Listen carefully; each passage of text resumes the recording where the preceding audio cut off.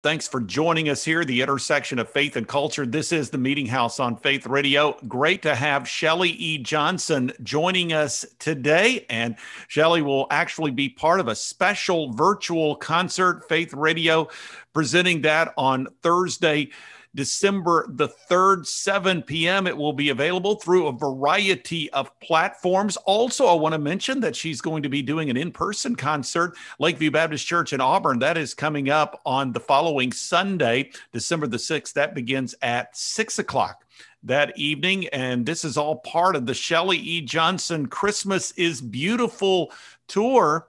And Shelly, I'll tell you what, with COVID-19, I know that this has been something that has really played havoc with so many Christian musical artists. God has opened some doors for you, and you're going to be actually doing a Christmas tour this year. I We know you're are. excited about that. Yeah, me too. I can't believe it. I told my husband, Jack, back in the summer, I said, well, I guess there goes the Christmas tour, but we'll see what happens. And so I'm just really grateful and excited that we're getting to do it this year. Well, Shelly, you and I have had the opportunity to speak in the past. You came to Montgomery several years ago, a special faith rodeo event that took place at Trinity Presbyterian Church. And before that, you were part of Family Faith Night with the Montgomery Biscuits and Faith Radio. And for people that may not be familiar with your story, this is going to be kind of a broad question, but it gives you an opportunity just to allow our listeners to get to know you a bit. How is it that God has taken you to the point where you and I are talking today to discuss an upcoming Christmas tour? Yeah. How did God Yeah. work in your life to establish you in this music and worship ministry? Yeah. Yeah. So it all started, I grew up, music was my whole life as a kid. I grew up playing classical piano and singing in children's choir at church, and music was always something I really loved. But it really all sort of came to this big moment in my life when I was 14. People who know my story know that I lost my dad to cancer when I was 14 years old. And it was just a completely life-altering event and just really impacted our family, obviously, in a big way. And so it was during that season that I was watching my dad battle cancer, as a 45-year-old, just watching him battle this disease that, God really started to work in my heart and just really get my attention.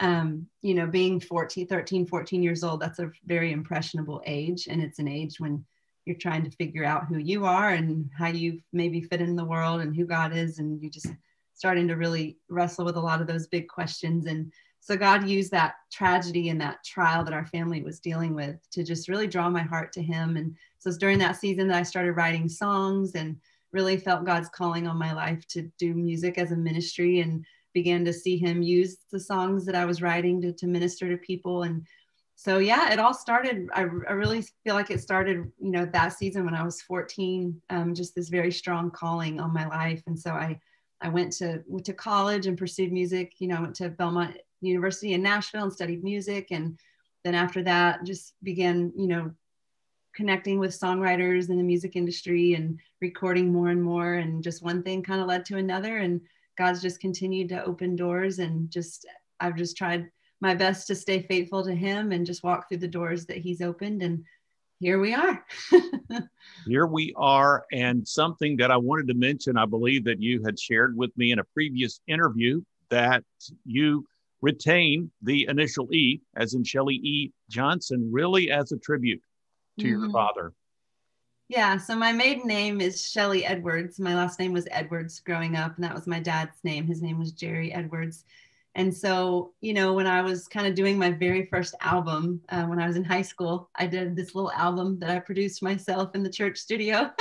And when I was, doing the cover artwork and everything, it was just an idea that I had of just, the whole reason I started writing songs in the first place was because of my dad and losing him and just walking through that with him. And so I just wanted to honor him in some way and do something that would just, forever make him a part of my ministry in some way. And so, so I decided to just keep that middle initial. And, it was just something that I really wanted to do. And, when my first few albums, obviously my name was still Shelly Edwards because I wasn't, married yet. But then when I got married, and I was going to be losing my last name, I just decided I want to keep that. I want to keep that name. So So then I became Shelly Edwards Johnson. So that's kind of what inspired the Shelly E. Johnson, which has been kind of funny because it's kind of confusing because people get, Shelly E.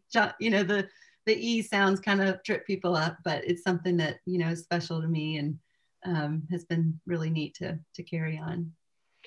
Shelly E. Johnson is joining us today. This is the Meeting House on Faith Radio, and Shelly will be presenting that virtual concert in association with Faith Radio. A special gift to you. It's coming up on Thursday, December 3rd, 7 p.m. You can check our website.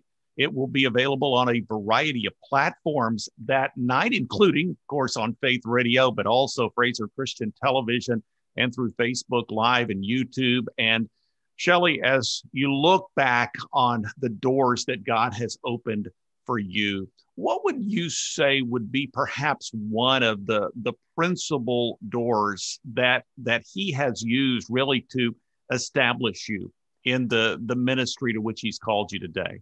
Oh, wow. Yeah. I would say early on, right after I graduated from college and I was 22 years old, I wrote this song called Power of the Cross. And that song was actually inspired from a women's rescue mission in Nashville, a homeless shelter that I was volunteering with for several years. And just, I would say probably just the gift of that song, when God gave me that song, I just, had no earthly idea, just all the places he would take that. And that was really kind of what I think started to open a lot of doors, especially from a writing standpoint. Just, really great songwriters in Nashville, that were willing to write with me because of that song that, probably may not have made the time, to write with a 22-year-old fresh out of college. And so that, that was really the beginning of a lot of great relationships and a lot of great collaborations. That's kind of what led me to when I partnered with Lifeway for 5 to 6 years. I was signed with Lifeway as a songwriter, and that was a great partnership. And so, yeah, I would say if I had to pinpoint like one specific thing, it was probably that song, Power of the Cross. So as you look, you are obviously multi-talented. Not only are you a songwriter, but you are also a singer and really a worship leader, as people will experience when they view your concert coming up December the 3rd. If you had, rather than allowing me to define you, how would you describe yourself in the ministry that God's called you to now?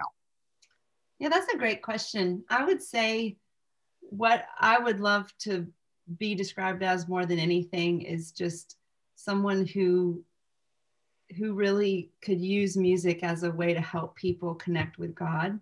Because I know for me, that's where it all started. I remember when my dad was battling cancer, my dad was so full of life and so full of energy. He was just such a big personality, so fun, just such a funny person. And so watching him go from that kind of a person, just this huge personality, to just literally watching him wither away right before my eyes was, the hardest thing that I've ever walked through in my life. And so for me, during that season as a 14-year-old, I would just go sit at the piano and just pour my heart out to the Lord and just cry and pray and just play. And sometimes I would play just so much that my fingers would even start to bleed a little bit, because I was just, all the emotion, everything I was carrying, I would just pour out into my hands and into my voice. And so for me, music has just always been such a powerful way that I've connected with my Heavenly Father.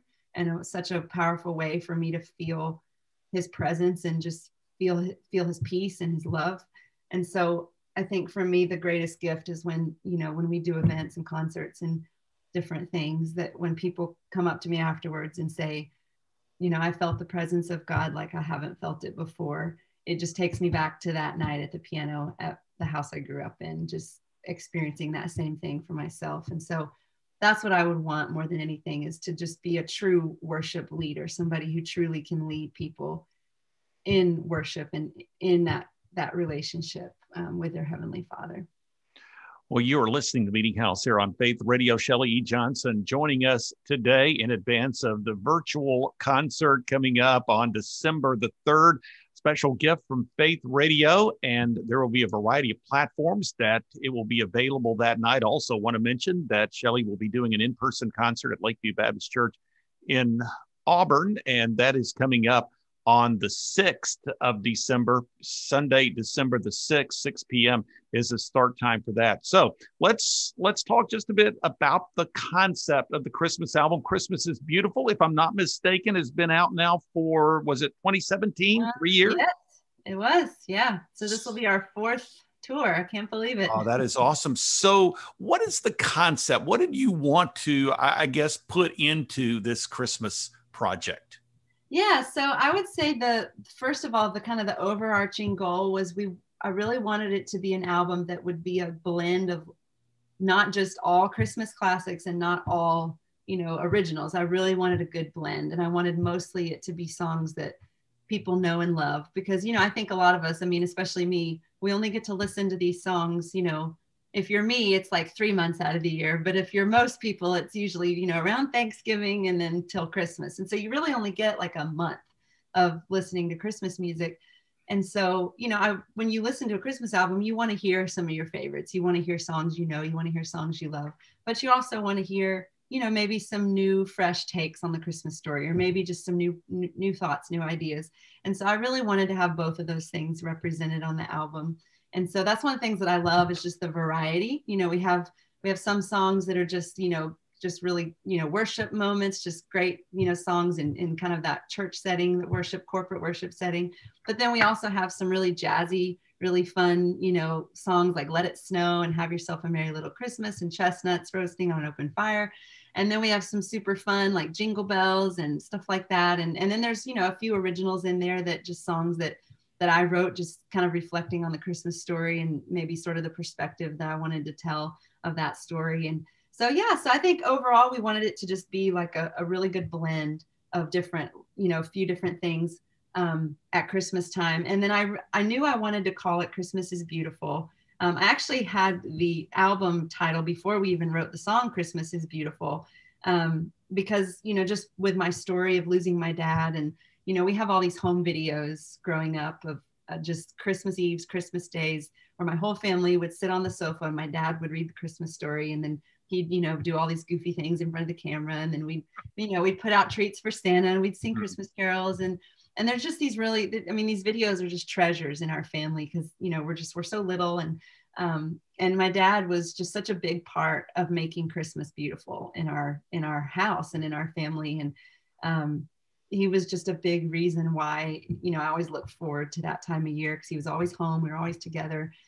But not only because of him, but also because of what God did with my own story of, when we lost my dad right after Christmas.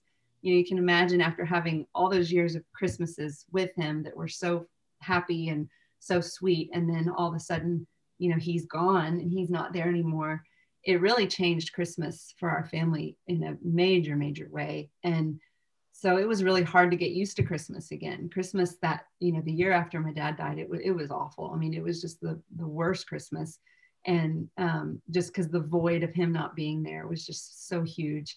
But then I got to watch God restore joy to our family. And over the years, we got to see God be faithful yet again and make Christmas beautiful again. And it was so hard for us to imagine how Christmas would ever be happy again, how it would ever be beautiful again with my dad not there. But we watched God be faithful and do that. And so I just thought, that's my story of watching God make Christmas beautiful. And it's because of what Christ has done that Christmas is beautiful. We always hear people say Jesus is the reason, but it's true. He really is our only hope. And because of what he's done, that's why Christmas is beautiful. And that's why we even celebrate Christmas. And so that's why I decided to call the album that. And it really just encompasses what I think about when I think about Christmas.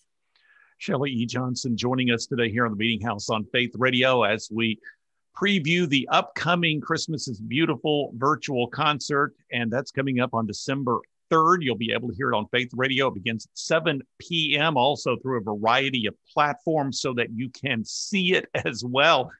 I tell you, Shelly, as you were talking, and that was just incredible what you were just sharing about the nature of Christmas and really how God has worked in your life, in your family's life, in the aftermath of the passing of your dad, and really giving you a fresh sense of the meaning of Christmas.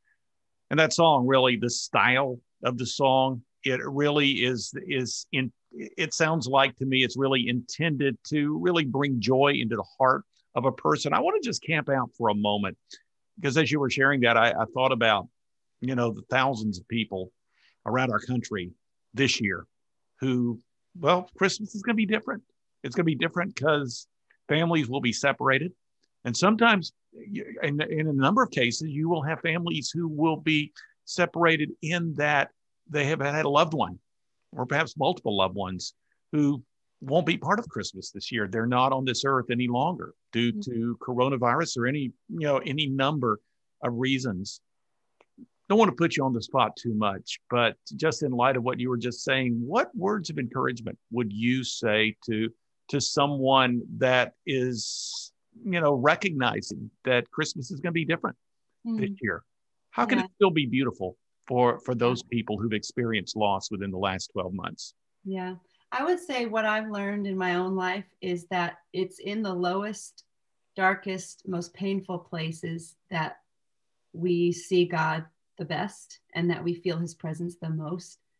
And I know for me, I remember as a little girl, I was definitely a daddy's girl, and my daddy was my hero, and he was completely deserving of that word because he was a wonderful man and a wonderful father and a wonderful husband.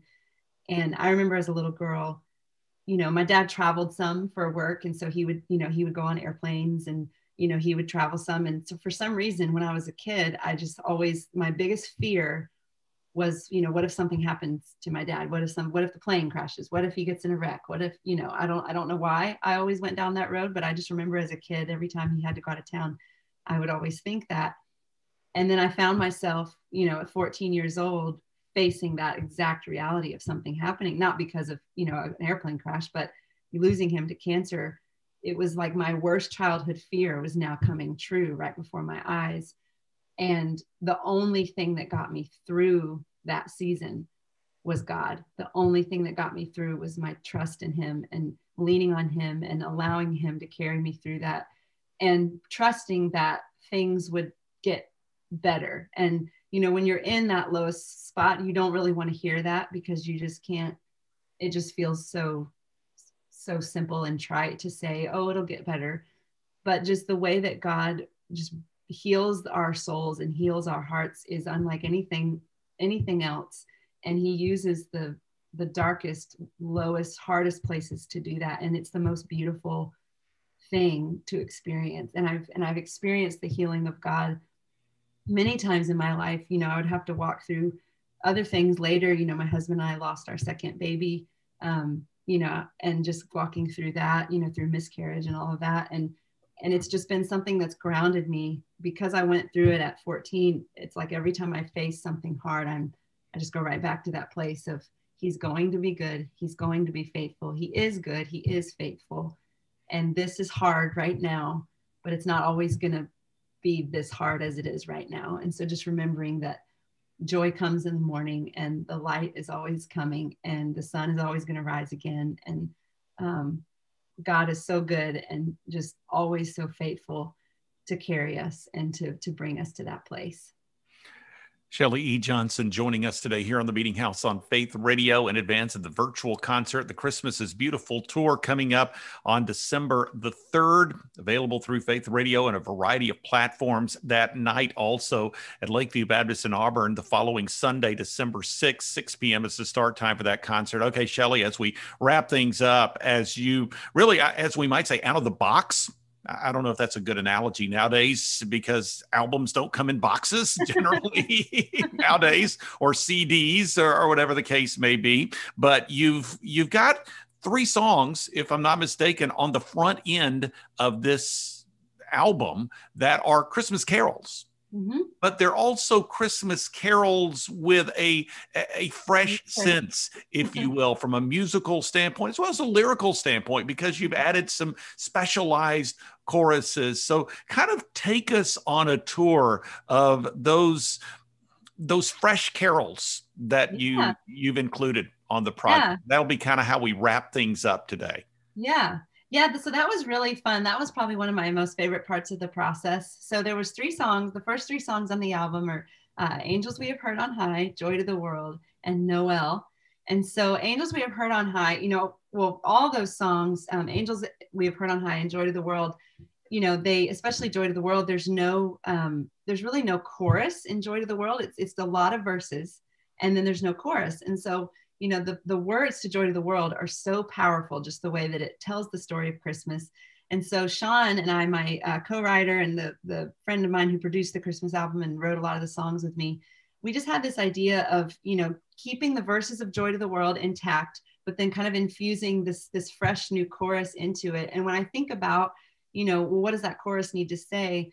Just the idea of, well, what is joy to the world? What is the joy of the world? And it just, this idea of Christ alone, like the joy of the world is Christ, like it's Jesus. And so we had the idea of just ending the chorus with saying the joy of the world is Christ alone. And so we sort of built the whole chorus around that. And then the bridge of that song sort of has a tip the cap, if you will, to O Come, Emmanuel, because it says rejoice, rejoice, Emmanuel, which is part of the lyric of O Come, Emmanuel. And so there's a little bit of that lyric woven in. And then Angels We Have Heard on High is, we really took the original chorus of the glory,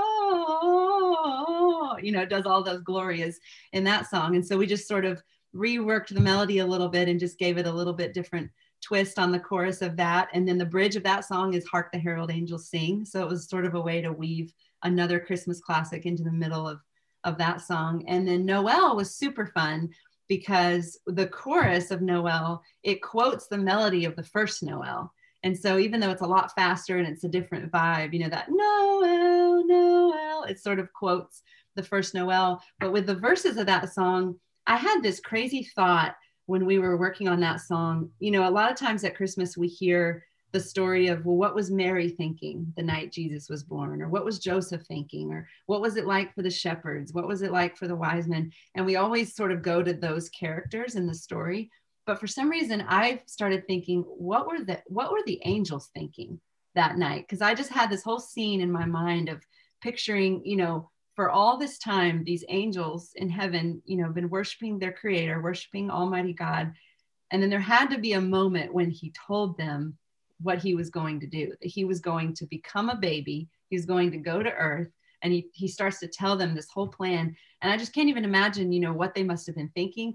And so I just picture the night, Jesus, and this is not, in the Bible, this is literally just me imagining, what if, but I just wonder, the night that Jesus was born, there's got to be this great anticipation of this moment that the angels get to see the creator of the universe, that their king, their God, be born as a tiny, helpless little 7 pound little infant.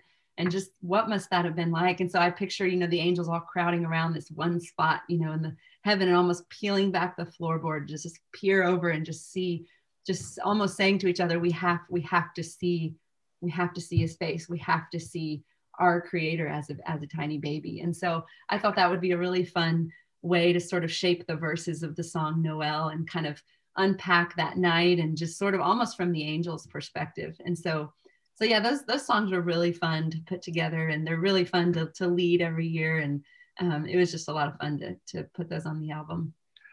Shelly E. Johnson joining us today in advance of the virtual event on December 3rd, also the concert at Lakeview Baptist in Auburn on December the 6th. And Shelly, if people want to find out more information about you, how can they find you online? Yeah, so the best place is to just go to my website, which is just shellyejohnson.com. Everything is there. And then I'm also on the social media platforms as well. And so you can just check me there at Shelly E. Johnson. Very good. Shelly, thank you so much for spending some time with us today here on the Meeting House on Faith Radio. Thank you, Bob. Thanks for having me.